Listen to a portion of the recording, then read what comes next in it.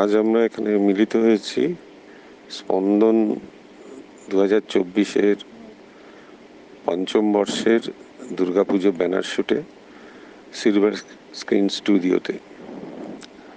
আমরা এখন শুনে নেব যারা পার্টিসিপেন্ট তাদের অভিজ্ঞতার কথা এবং কিছু ঝলক।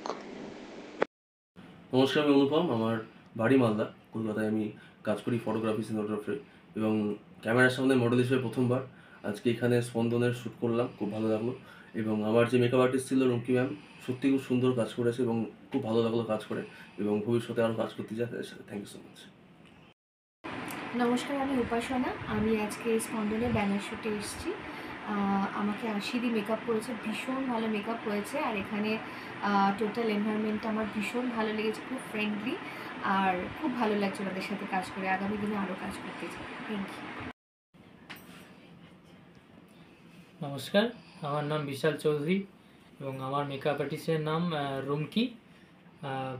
আমার এটাই প্রথম শ্যুট, তো খুবই ভালো লেগেছে শ্যুটটা করে এবং ভবিষ্যতে আরও শ্যুট করতে চাই।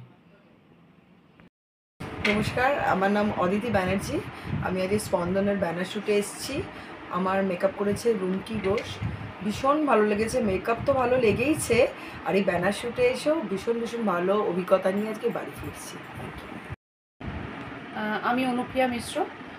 আজকে স্পন্দনে ব্যানার শ্যুটে এসেছি। আমার মেকআপ করেছে রাশিদা। ভীষণ ভালো এক্সপিরিয়েন্স, খুব ভালো লেগেছে, ভীষণ ভালো অভিজ্ঞতা।